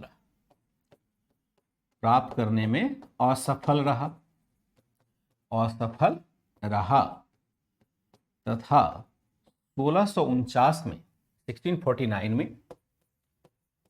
1649 में ईरान ने फिर से कांधार पर कब्जा कर लिया, कांधार पर कब्जा कर लिया। इसके पश्चात कभी भी कांधार भारत का भाग नहीं बना। इसके पश्चात कभी भी कांधार भारत का हिस्सा नहीं रहा, भारत का हिस्सा नहीं बन सका, यानी किसी ने इसको नहीं जीता। कोई भी शासक फिर कांधार तक अपना आधिपत्य स्थापित करने में सफल नहीं रहता। ये लास्ट था। ठीक है, ये था शाहजहां के बारे में। 2 इंफॉर्मेशन है। वैसे इंफॉर्मेशन तो बहुत अधिक है, इंफॉर्मेशन कोई एक तो नहीं होगा, बहुत सारे इंफॉर्मेशन और भी होंगे, लेकिन एक संक्षेप में हमने एनसीईआरटी के थ्रू कॉन्सेप्ट भी इतना ही, कॉन्सेप्ट भी इससे अधिक पढ़ने की जरूरत नहीं। अगर हम समझ लेते हैं कि कांधार पर उसने आधिपत्य हासिल किया, बहुत अच्छी बात है, लेकिन कांधार 10 वर्ष के बाद ही वो हाथ से निकल जाता है, क्योंकि फिर से ईरान ने उस पर कब्जा कर लिया और शाहजहां ने लगातार प्रयास किया कि फिर से कांधार को जीतें। कई अभियान भेजा और उसका जो सबसे योग्य पुत्र शाहजहां का औरंगजेब हुआ करता था, उसको भी भेजा, लेकिन अंततः कांधार पर कब्जा करना नामुमकिन हो गया। कांधार पर कभी भी उसके बाद कब्जा नहीं हुआ, यानी अंतिम शासक, भारतीय शासक जिसने कांधार से शासन किया था या कांधार पर शासन किया था, वह शाहजहां था। अब यहां पर एक बड़ी दिलचस्प क्वेश्चन बन जाता है, ऑब्जेक्टिव टाइप का, लेकिन मैं आपको पूछूंगा तो आप क्या करेंगे, मुश्किल में पड़ जाएंगे, इसलिए मैं यहां नहीं पूछता हूं, क्योंकि इसमें थोड़ा सा इंटरलिंक करने की जरूरत होगी और थोड़ा सा मैं ट्विस्ट करता हूं तो केवल 22% बच्चे सही उत्तर दे पाए कल। जो सुबह मैंने देखा 138 बच्चों ने अटेम्प्ट किया था कल के प्रश्न को, और केवल 22% बच्चों ने यहां पर सही उत्तर दिया था। तो ऑब्जेक्टिव मामले में हम स्टेबिलिटी नहीं ला पा रहे। कभी भी सपना ही मेरा रहा है कि 70% प्लस बच्चे किसी प्रश्न का उत्तर दें, लगभग सपने जैसा है। मैं हल्का कर दूंगा तो आप उत्तर दे देंगे, लेकिन मैं हल्का करना नहीं चाहता, क्योंकि जो चुनौती आपके सामने है वो बड़ी गंभीर है, बहुत गंभीर चुनौती है। आप मान के चलें कि आपको बहुत संघर्ष करके आगे बढ़ना पड़ेगा, क्योंकि एक तो परीक्षा का पैटर्न लेंदी है, दूसरा है कि आपके जो फ्रेंड हैं कई जगह तैयारी कर रहे हैं, केवल आरडब्ल्यू से तैयारी नहीं कर रहे, तो बड़ी मेहनत से पढ़ रहे हैं, ऑफलाइन ऑनलाइन सब पढ़ रहे हैं, तो बहुत मेहनत से वो काम कर रहे हैं। और आप अगर कम मेहनत करते हैं तो आपको फिर उठा के पटक देगा। वह पहलवानी में भी यही होता है ना, जो पहलवान खूब मेहनत करता है, दांव पेच बढ़िया से जानता है, वो जीत जाता है। तो पहलवानी से अलग ये भी चीज़ नहीं है, वहाँ शारीरिक मेहनत करना होता है और यहाँ पर बौद्धिक मेहनत करना होता है, दोनों में अंतर यही है। लेकिन जब तक हम कठिन मेहनत नहीं करेंगे और समझ एक विकसित नहीं करेंगे, तब तक अपने लिए सिलेबस थोड़ा सा नामुमकिन ही रहेगा। ठीक है, प्रॉब्लम पहली बार आप पढ़ते हैं ना वंदना पांडे, तो प्रॉब्लम तो होगी। आप क्या समझते हैं कि आपने बचपन से लेकर के पढ़ाई नहीं की, अच्छी पढ़ाई नहीं की, टीचर की बात नहीं मानी, गुरु की बात नहीं मानी, स्कूल में कहा गया खूब मन लगा के पढ़ो, आपने पढ़ा नहीं, और अचानक से एनसीईआरटी बैच में आकर के सारी बातें एक बार में ही समझ जाएंगे, तो ऐसा चमत्कार तो शायद ही हो पाएगा, क्योंकि जानकारी हमें क्रमबद्धता से प्राप्त होती है। या मैं ही जो आपको बता रहा हूँ, ऐसा तो है नहीं कि मैंने पहली बार में ये जानकारी प्राप्त कर ली होगी कि मैं सारी बातें सिस्टमैटिक तरीके से आपके सामने रख रहा हूँ। ये भी प्रयास से ही हुआ है, और इसके लिए मैंने अकथनीय प्रयास किया है। उस प्रयास की तो कोई सीमा ही नहीं। हजारों बार मैंने इतिहास को पढ़ा होगा, तब थोड़ी सी समझ विकसित हुई होगी। आप एक बार में मेरी कहानी सुन रहे हैं और लगता है कि एकदम दिमाग में बैठता चला जाए, ऐसा दिमाग तो आपका कंप्यूटराइज्ड है नहीं। आपको मेहनत करनी पड़ेगी, कई बार पढ़ना पड़ेगा, लेक्चर को हो सकता है 10 बार सुनना पड़े, कोई दिक्कत नहीं होनी चाहिए। एक बार में तो आप कभी भी नहीं समझेंगे, तो मैं ये पूरा विश्वास करता हूँ। लेकिन हाँ, रुचि उत्पन्न होगी तो यहां पर हम क्या देखते हैं, फिर धीरे धीरे आप सारी बातें समझ पाएंगे। क्योंकि एक भी शब्द मैं लिखूंगा ना, उसका ही अर्थ समझ नहीं हो। जैसे प्रशासन है, तो प्रशासन का मतलब क्या है, ये भी आप नहीं समझ रहे। आप जानते हैं, नाम सुना है अपने, प्रशासन जैसा कोई चीज है, बस इतना ही आप जानते हैं। एक्चुअल में प्रशासन क्या है, वो आप नहीं जान रहे तो कैसे समझ पाएंगे। थोड़ा सा धीरे धीरे पेशेंस रख करके इसको कई बार पढ़िए। हाँ, क्लास में रहते हैं जरूर ध्यान से सुना कीजिए सारी बातें, उसको बार बार पढ़ेंगे तो आपको याद हो जाएगा, ये पूरा विश्वास है। अब एक यहाँ पर सवाल उत्पन्न होता है कि क्या इसने कुछ प्रशासनिक परिवर्तन किए, तो जरूर किए, और एक जो परिवर्तन किया वह परिवर्तन किया मनसबदारी व्यवस्था। लेकिन अगर आप जो मैंने पहले मनसबदारी व्यवस्था पढ़ाया था जिसमें बहुत सारे मनसबदार आप में से ही बनाए थे, अगर वह बातें याद नहीं होगी तो आज की मनसबदारी व्यवस्था याद रहेगी? बिल्कुल भी नहीं होगी, क्योंकि पीछे वाले क्लास से ये लिंक किया हुआ है। अब मैं पूरा मनसबदारी तो पढ़ाऊंगा नहीं, क्योंकि पूरी मनसबदारी व्यवस्था पढ़ाई जा चुकी है अकबर के समय पिछले चैप्टर में। अब इसमें क्या परिवर्तन लाया गया शाहजहां के काल में या जहांगीर के शासनकाल में, उसे देखना होगा। यानी केवल परिवर्तनों को ही हम यहां देख सकते हैं। तो अगर पिछला क्लास आपको याद नहीं रहा मनसबदारी व्यवस्था का, तो यहां आप लिंक ही नहीं कर पाएंगे। अब फिर यह संभव ही नहीं है कि हर टीचर जाके पहले पूरी मनसबदारी व्यवस्था पढ़ाए फिर उसके डेवलपमेंट को पढ़ाए। असल दिक्कत यही होती है कि सब्जेक्ट का सीक्वेंस नहीं समझ पाते हैं, तो यहां पर आपको याद रखने में भी कठिनाई होती है। लेकिन मैं मान के चलता हूं कि बहुत सारे बच्चे मनसबदारी व्यवस्था को जान रहे होंगे। तो मनसबदारी व्यवस्था के संदर्भ में थोड़ी सी सूचना यहां लेंगे जो एडिशनल होगा। प्रशासन का सामान्य ढांचा पूर्ववत बना रहा। प्रशासन का सामान्य ढांचा पूर्ववत चलता रहा। सामान्य ढांचा क्या होगा? पूर्ववत चलता रहा। अब पूर्ववत शब्द का मतलब क्या है? पहले की तरह पूर्ववत चलता रहा।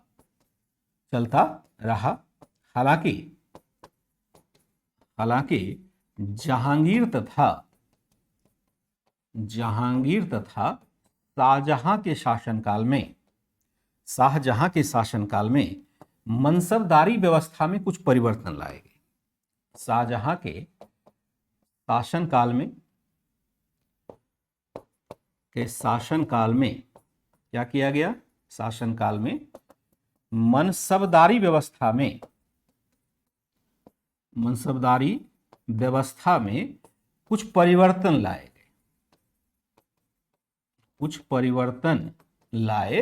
गए।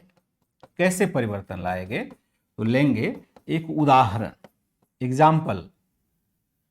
अब जरा मुझे ये बताइए, बताना जरूरी होगा तभी आप इस चीज को समझ पाएंगे। जो बच्चे नहीं बताएंगे वो नहीं समझ पाएंगे। प्रशासन का सामान्य ढांचा पूर्ववत चलता रहा। हालांकि जहांगीर तथा शाहजहां के शासनकाल में मनसबदारी व्यवस्था में कुछ परिवर्तन लाए। अगर हम मनसबदारी व्यवस्था की बात करें, मनसबदारी व्यवस्था में दो पद होते थे। अब ये पद क्या था? मनसबदारी व्यवस्था में दो पद होते थे। वो दोनों पद क्या था? दोनों टर्म क्या था? जब हम मनसबदार, हमने कहा सुमित मनसबदार, पता नहीं किसको किसको मैंने उस दिन मनसबदार बनाया था, उस समय जो चैट में दिखा उन्हीं को मैंने बना दिया था। क्या वो जो मनसबदार को आपने देखा था, किसी मनसबदार को कहेंगे तो मनसबदार के आगे दो शब्द लगा रहता था। कोई भी मनसबदार है, ए मनसबदार, तो मनसबदार केवल कहेंगे तो बात नहीं समझ में आएगी। मनसबदार के आगे दो शब्द और लगा रहता था। वह क्या था? तो दो पद और लगे होते थे। अगर आप लोग कह सकते हैं तो मुझे बड़ी खुशी होगी। मैं देख लेता हूं कि कोई बच्चा रिकॉल कर रहा है या नहीं। ठीक है, हाँ देखे, यतीन रावत ने कहा, पल्लवी ने कहा, मनीष ने कहा, और सवार, ठीक है, आशीष गुप्ता है, प्रीति पाल है, अमित यादव है। चलिए बहुत बढ़िया, इतना यार याद हो गया तब तो बात समझो कि शिखा यादव, तब तो समझो कि एम के, बहुत बढ़िया। लगभग सभी बच्चे जवाब दे रहे हैं सही। सलोनी सिंह, तो इतना अगर याद आ गया तब तो समझो कि बेड़ा पार ही। अब मैं चैट नहीं देख रहा हूं। मनसबदारी व्यवस्था में दो पद होते थे। पहला होता था जात और दूसरा होता था सवार। अब यहां पर गौर करने वाली बात है, एक चीज और आपको बताना है कि क्या सवार का पद जात से बड़ा हो सकता था? तो नेवर, कभी नहीं हो सकता था। अगर हम जात और सवार को यह कह दें 1000 और इसको भी हम कह दें 1000, ये छोटा हो सकता था, ये छोटा हो सकता था, लेकिन ये 1001 नहीं होगा, कभी भी नहीं होगा, क्योंकि सवार का पद बड़ा हो ही नहीं सकता। नियम, सवार का पद क्या कहता है? जो सवार का टर्म है वो यह कहता है कि आपके अंदर कितनी सेना रखी जाने वाली है। और जात का टर्म क्या कहता है? तो जात का टर्म कहता है कि आपका पोजीशन क्या है, आप किस रैंक के मनसबदार हैं, यह जात शब्द बताता है। और सवार शब्द बताता है कि आपके अधीन रखे जाने वाले घुड़सवारों या सेना की संख्या कितनी होगी। सिंपल बात। अब अगर सेना की अधिक जरूरत हमें पड़ेगी तो क्या करेंगे? क्या नए मनसबदार बनाएंगे? और नए मनसबदार बनाएंगे तो मनसबदारों को वेतन भी तो देना पड़ेगा। जैसे आप ऑफिस में जाते हैं, किसी भी ऑफिस में आप जाएंगे ना, वहाँ एक कैटेगरी होता है। मान लो कोई ऑफिस बॉय है, कोई क्लर्क है, कोई उसका ऊपर है, कोई टीम लीडर है, कोई रीजनल लीडर है, कोई नेशनल लीडर है, कोई ग्लोबल लीडर है। इस तरह से हम देखते हैं कैटेगरी बना हुआ होता है। अब अगर कंपनी को पैसा ना रहे तो क्या करेगा वह? अगर जिम्मेवारी हमें ज़्यादा आ जाती है तो क्या किया जाएगा? तो जो व्यक्ति रह रहा है, पहले से कार्यरत है, उसी को अतिरिक्त कार्यभार दे दिया जाता है। स्कूल में ही देखेंगे, टीचर है तो टीचर है तो क्या करेगा? टीचर रिटायर कर गया, दूसरा टीचर आ नहीं रहा है, तो जो पहले का टीचर है उसी के ऊपर थोड़ा सा लोड और बढ़ा देते हैं, चलो आप यही देखिएगा। आप जैसे मिनिस्टर देखते हैं केंद्र में, राज्य में, एक ही मिनिस्टर को कई विभाग दे दिया जाता है। क्यों? क्योंकि नया मिनिस्टर नियुक्त करेंगे, उसके साथ फिर तामझाम सारा जुड़ा रहेगा। यही स्थिति मनसबदारी व्यवस्था में भी थी कि मुगल सेना को हमेशा नए नए घुड़सवारों की जरूरत होती थी। कि मान लो साउथ में लड़ने जा रहे हैं तो नया चाहिए सेना।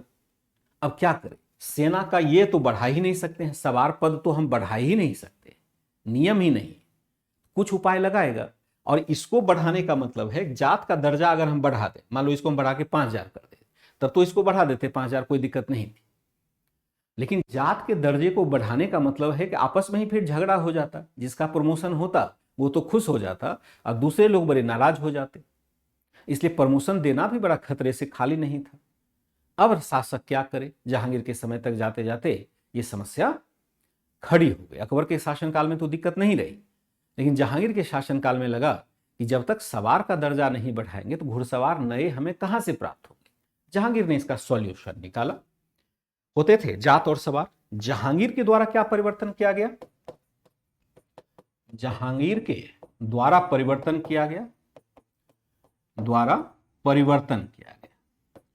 अब क्या किया गया कि जात और सवार के साथ जात का दर्जा तो वही रहने दिया, दात का दर्जा तो वही रहने दिया गया। अब क्या किया गया? हालांकि सवार के दर्जे के साथ एक नया शब्द जोड़ दिया गया। सवार दर्जे के साथ एक नया शब्द जोड़ दिया गया, नया शब्द जोड़ा गया, जिसे क्या कहा गया? नया शब्द जोड़ा गया, जिसे कहा गया जिसे दो आस्पा सी आस्पा कहा गया। दो आस्पा सी आस्पा कहा गया। दो आस्पा का मतलब होता है दो सवार। सी आस्पा का मतलब होता है 3 सवार। ठीक है? यानी कोई एक सवार है, जैसे हमने कहा जात और सवार है, तो जितना घुड़सवार है उतना ही उसकी संख्या भी दिखाई जा रही है। लेकिन कह दिया कि अब वह सवार नहीं है, 2 आसपास सवार है। एक शब्द जोड़ दिया उसके आगे ब्रैकेट में, 2 आसपास, यानी मतलब है कि सवार तो वही है लेकिन उसको अब 2 घोड़े रखने पड़ रहे। और अगर किसी के आगे कह दिया कि सी आसपास सवार है वह, तो इसका मतलब होगा कि वह 3 घुड़सवार रख रहा है। रैंक उसका बराबर रहा लेकिन घुड़सवारों की संख्या बढ़ गई। कैसे बढ़ गई जरा देखिए। पहले की व्यवस्था क्या थी? अकबर की व्यवस्था या अकबर के काल में मनसबदार कैसा होता था, यह देखिए। अकबर के काल का मनसबदार कैसा था? काल का मनसबदार कैसा था, जो परिवर्तन आया तब समझ पाएंगे। यहां था, मान लो अभी मैं चैट इंस्टेंट देखता हूं और देखता हूं किसका नाम आता है, उसको मैं अभी मनसबदार बना देता हूं। चैट में आपका देखता हूं कि रिंकू कुमार है, पूजा है, नीलाक्षी है, आज नया लोग लेंगे, शिवांगी कुशवाहा को ले लेते हैं आज मनसबदार। चलो शिवांगी कुशवाहा आज मनसबदार, अकबर के काल में। तो शिवांगी मनसबदार क्या हो जाएगा, शिवांगी मनसबदार जो है वह हो जाएगा, मान लो, आप गुस्सा मत करना, किसी एक का नाम मैंने चुन लिया है। शिवांगी अगर मनसबदार है तो यहां पर हमने क्या कर दिया, यह था मान लो कि 5000 जात और 5000 सवार का मनसबदार था। सवार, इसका दर्जा क्या था, 5000 जात और 5000 सवार का था। अगर इसके अंदर घुड़सवार कितने रखे जाएंगे, तो यहां रखे जाएंगे 5000 घुड़सवार होंगे, घुड़सवार होंगे। ठीक है, नॉर्मल सी बात है, क्योंकि दोनों शब्द हमारे समान हैं, यहां पर कोई अतिरिक्त टर्म नहीं लगा हुआ है। लेकिन अगर मैं इसे चेंज कर देता हूं, अगर यही मनसबदार आ जाएगा जहांगीर के काल में, यहां मनसबदार चेंज कर देंगे, दो बच्चों का नाम आ जाएगा। अगर हम देखेंगे जहांगीर के काल का मनसबदार, काल का मनसबदार हो जाएगा, यह क्या कहलाएगा, मनसबदार अगर कहलाएगा, मैं चैट में देखता हूं जिसका नाम सबसे पहले दिख जाएगा उसी का नाम ले लेता हूं। ठीक है, एक ले लेता हूं आपका सलोनी सिंह का ले लेते हैं, चलो सलोनी ले लेते हैं, सलोनी मनसबदार, मनसबदार ले लेते हैं, मनसबदार है। ठीक है, यहां हमने क्या देखा कि अगर 5000 जात है, 5000 जात है, और यहां पर हमने कह दिया 5000 सवार, लेकिन ब्रैकेट में लिख दिया 2 आसपा। अब वहां पर ब्रैकेट में कुछ नहीं था, लेकिन सुधार यहां पर क्या किया गया, यहां पर लिख दिया 2 आसपा। अब देखिए दोनों में अंतर है, यहां केवल सवार लिखा हुआ था, और लेकिन यहां पर लिखा है 5000 सवार तो है, लेकिन कैसा है ये, 2 आसपास सवार है। इसका मतलब है कि यह जो रखेगा मोटे तौर पर 5000 मल्टीप्लाई बाय 2 यानी 10,000 घोड़ा यहां पर रखेगा, 10,000 सवार यह रखेगा, यानी जस्ट इसका डबल हो जाएगा। इसके लिए उसको वेतन मिलेगा, अलग मिलेगा, घोड़ा रखने का वेतन मिलेगा, 10,000 सवार यहां पर यह रखेगा। समझ पा रहे, जबकि रैंक दोनों का हम देखते हैं एक ही रह गया, रैंक में कोई परिवर्तन नहीं आ रहा है, जो रैंक पहले था रैंक तो हमारा वही रह गया, प्रमोशन नहीं हुआ, लेकिन हमारे अंदर घुड़सवारों की संख्या जस्ट डबल हो गई। क्या हो गई, जस्ट डबल हो गई। इससे क्या होता है कि बिना प्रमोशन दिए ही हमने अतिरिक्त कार्यभार किसी के ऊपर डाल दिया है। यह बात अलग है कि जब घुड़सवार हम अधिक रखेंगे तो हर घुड़सवार के लिए अलग से हम पैसा देंगे, लेकिन वेतन बढ़ोतरी तो नहीं हुआ ना, वेतन तो हमारा 5000 ही रह गया दोनों का। अतिरिक्त घुड़सवार रख रहे हैं उसका हमने अलग से पैसा दे दिया, यानी जिम्मेवारी बढ़ गई, लेकिन हमने प्रमोशन किसी को नहीं दिया, क्योंकि प्रमोशन देते तो फिर बड़ा झंझट हो जाता, फिर मुश्किल होती कि हर कोई कहता कि मुझे प्रमोशन चाहिए, मुझे प्रमोशन चाहिए। काम का डिवीजन बेहतर तरीके से कर दिया गया। ठीक है, सलोनी हो गया। एक मनसबदार और बना लेते हैं, और वो मनसबदार जो हो जाएगा, अब ले लेते हैं टुनटुन। चलिए टुनटुन कुमार भारती को मनसबदार ले लेते हैं, टुनटुन मनसबदार है। ठीक है, टुनटुन मनसबदार। अब यहां पर यह क्या कर रहा है, यह कह रहा है कि 5000 जात का यह भी है और 5000 सवार का यह मनसबदार पहले की तरह है, तीनों का रैंक बराबर है। लेकिन इसके आगे कह दिया यह क्या है, सी आसपा है। यहां पर क्या हो जाएगा, फिर 5000 मल्टीप्लाई बाय 3 यानी इसके अधीन जो रह जाएगा वह 15,000 सवार हो जाएगा। ये ज्यादा पावरफुल हो गया ना, रैंक एक ही है, एक ही पोजीशन पर सब काम कर रहे हैं, लेकिन अतिरिक्त कार्यभार बढ़ता चला गया। तो यहां देखेंगे कि ये पहले जो मनसबदार रखता था केवल 5000, इसका बढ़ा करके चुपके से कर दिया 15,000, की जरूरत पड़ेगा तो हम इसका यूज कर लेंगे। आशा करता हूं कि ये डेवलपमेंट आपने समझा होगा। एक बार सभी बच्चे कंफर्म करेंगे कि क्या आ गया। हाँ, प्रांतीय प्रशासन था, वो बात यहां हो ही नहीं रही, आपको पढ़ना है मनसबदार। वहां 2 गुना हो गया, और यहां क्या हो गया, 3 गुना हो गया। यहां क्या हो गया, 3 गुना हो गया। क्लियर है बातें यहां तक? एक बार बता देंगे। क्योंकि सबसे कठिन जो है ना, सबसे कठिन यही है। मतलब आप समझो कि ये बातें जो मैं समझाने की कोशिश कर रहा हूं, सवार की संख्या यहां पर भी कहां अधिक हो रही है, सवार की संख्या तो यहां भी 5000 ही तो है, यहां बढ़ कहां रहा है, केवल हमने एक उपाधि लगा दी। ये तो मैंने स्पष्ट रूप से लिख दिया ना, वहां लिखा तो नहीं जा रहा है। सी आसपा का मतलब है कि 3 रखेगा, 2 आसपा का मतलब है रैंक तो उसका बराबर ही है, 5000 सबका है, कोई इसमें बढ़ोतरी हो ही नहीं सकती है। ये तो मैंने पहले ही कहा, आप नहीं समझ पाए, फिर एक बार दोबारा क्लास देखिए। 5000 जात 5000 सवार तो है यहां पर भी, अप्रत्यक्ष रूप से हमने बढ़ा दिया सवारों की संख्या। संख्या में परिवर्तन तो नहीं हो सकता है, सवार की संख्या कभी भी नहीं, तो सामान्य सी बात, यहां 15000 लिख देता, अगर वहां 15000 तो यहां 15000 नहीं लिख सकता था। इतना तिक्रम क्यों लगा रहा है?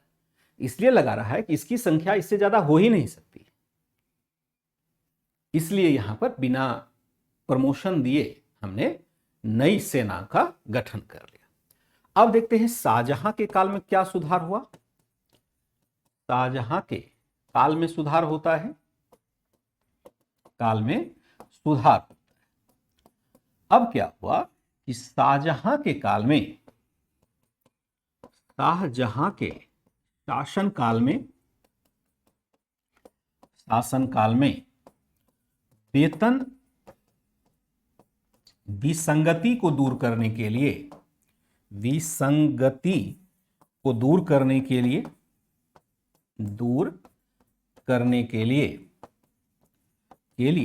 वर्ष के आधार पर नहीं, वर्ष के आधार पर नहीं बल्कि मंथ के आधार पर, यानी माह, यानी मंथ के आधार पर वेतन देने की शुरुआत की गई। आधार पर वेतन देने की प्रथा प्रारंभ की गई, प्रारंभ की गई, जिसे क्या कहा गया, की गई, जिसे महाना वेतन पद्धति कहा गया। महाना वेतन पद्धति कहा गया। चूंकि मनसबदारों का वेतन नहीं बढ़ाया जा सकता था, क्योंकि मनसबदारों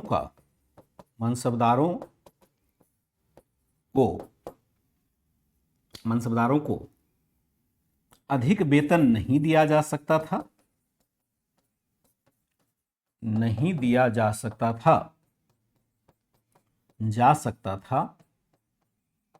तथा वेतन के रूप में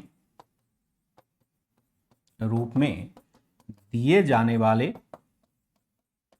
जागीरों की संख्या कम थी, दिए जाने वाले जागीरों की संख्या कम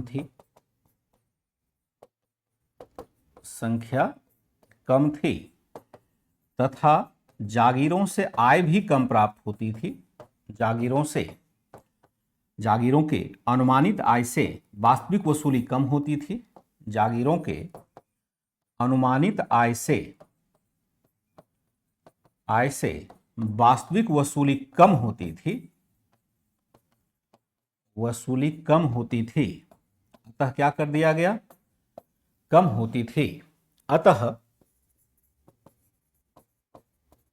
क्या कर दिया गया, कम होती थी, अतः यहां पर, अतः जागीरदारों को मंथ के हिसाब से ही वेतन दिया जाने लगा।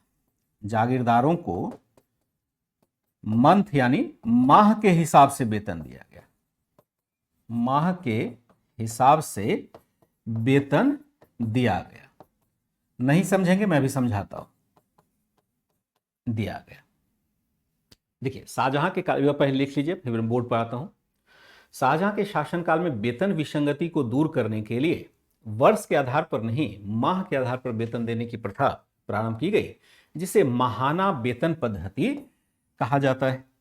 चूंकि मनसबदारों को अधिक वेतन नहीं दिया जा सकता था तथा वेतन के रूप में दिए जाने वाले जागीरों की संख्या कम थी, साथ ही जागीरों के अनुमानित आय से वास्तविक वसूली काफी कम होती थी, अतः जागीरदारों को माह के हिसाब से वेतन दिया जाता था। अब ये बातें समझने के लिए थोड़ी बातें यह समझने की कोशिश करेंगे। जात और सवार वाली बात हो गई, ठीक है ना।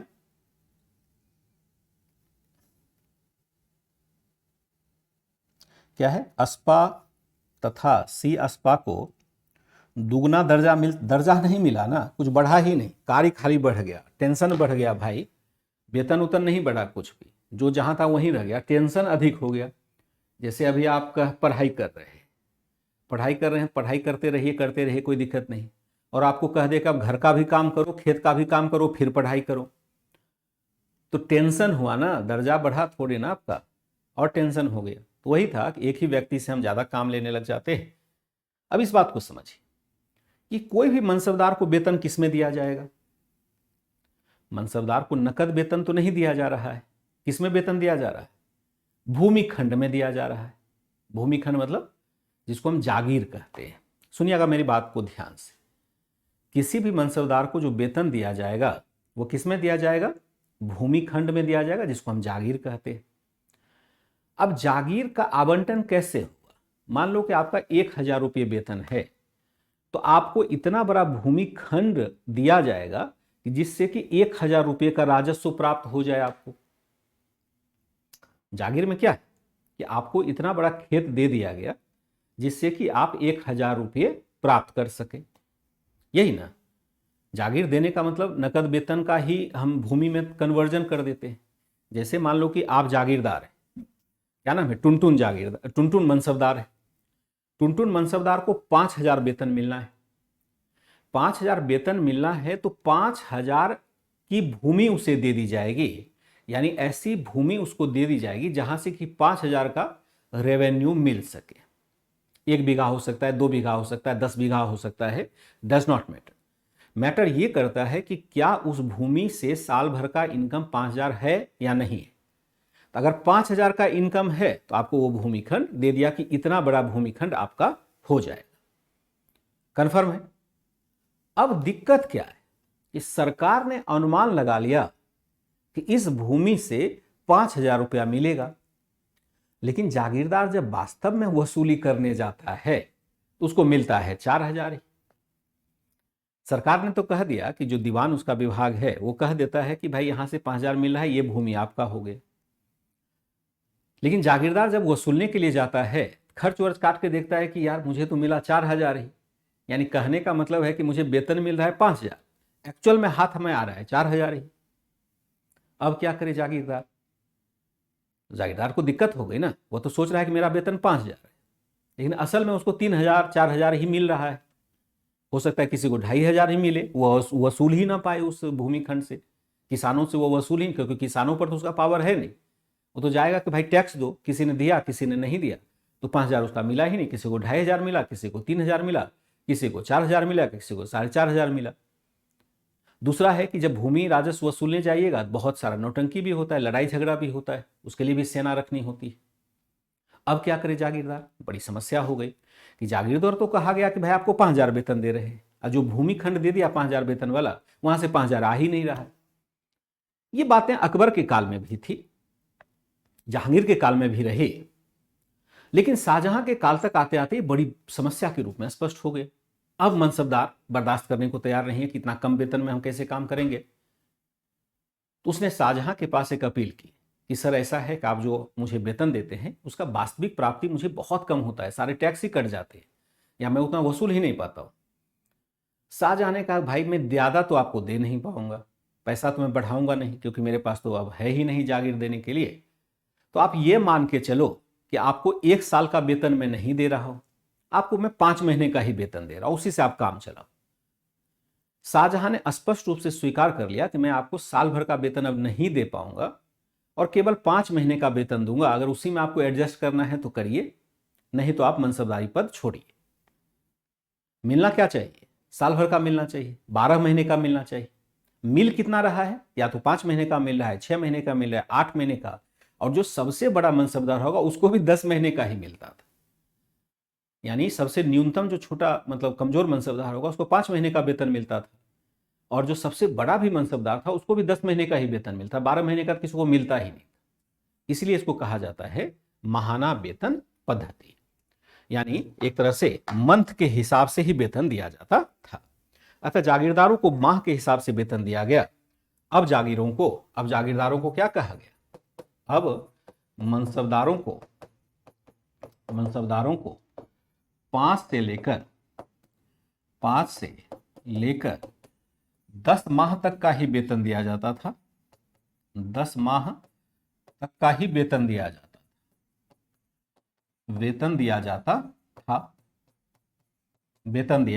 जाता था, ना कि पूरे 12 महीने का, ना कि पूरे 12 माह का। इसको हम क्या कहते हैं? माहाना वेतन पद्धति कहते हैं। कमजोर मनसबदार को कहता था भाई 5 महीने का दिया, जाओ इसी में पूरे साल काम चलाओ। अगर ये भी कहा गया, अगर आपको 5,000 का 5 महीने का वेतन दिया गया और चाहे आप घुड़सवार की संख्या में कटौती करना तो आप कर दीजिए, आप कम घुड़सवार रख लो, लेकिन मैं वेतन नहीं बढ़ाऊंगा, 5 महीने का ही वेतन दूंगा, आपको साल भर का वेतन इसे मान के चलना पड़ेगा। चाहो तो घुड़सवार कम रख लो। तो चुपके से बहुत सारे लोगों ने घुड़सवार रखना ही छोड़ दिया, क्योंकि उसका खर्च ही नहीं निकल पा रहा था। ये एक तरह से इसको हम कहते हैं, जब एडवांस लेवल आप पढ़ेंगे इसको कहते हैं जागीरदारी संकट।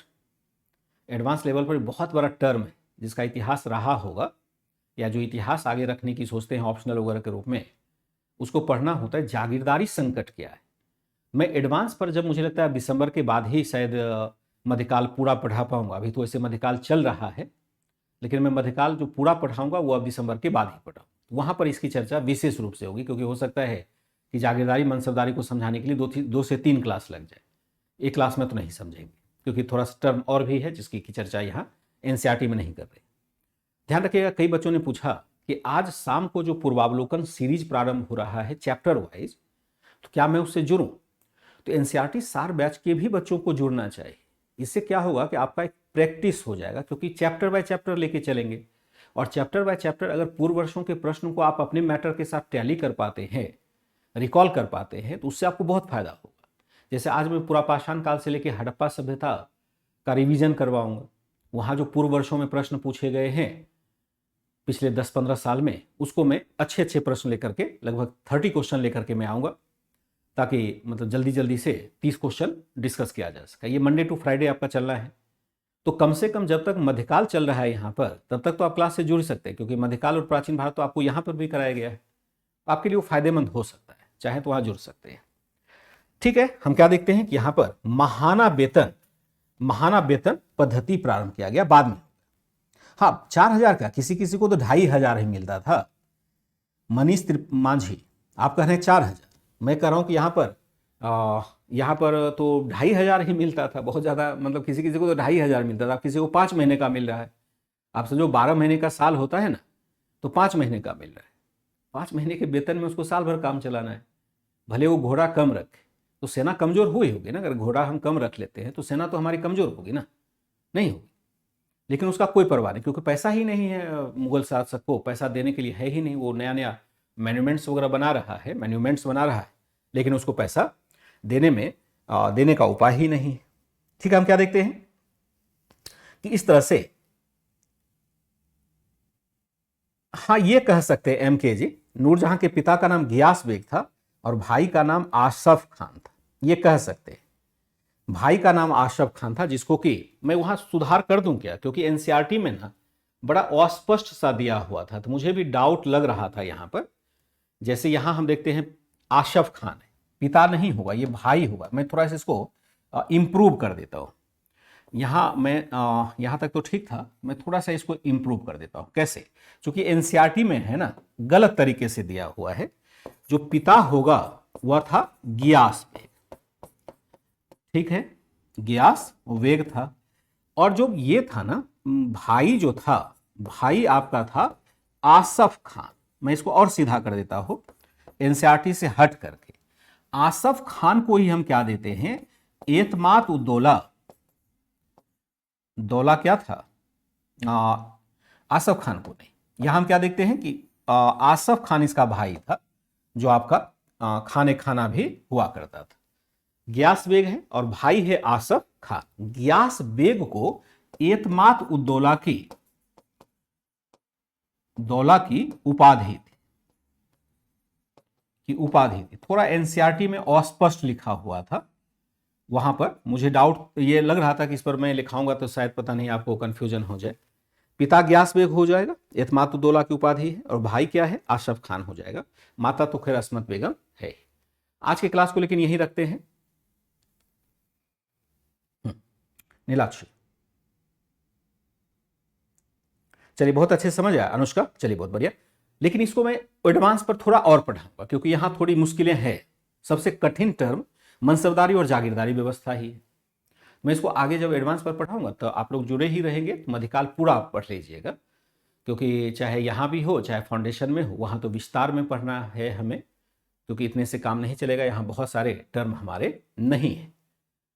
ठीक है, तो आगे आज की क्लास को यहीं एंड करेंगे और देन फिर स्टार्ट करेंगे कल जहां से हमने समाप्त किया था।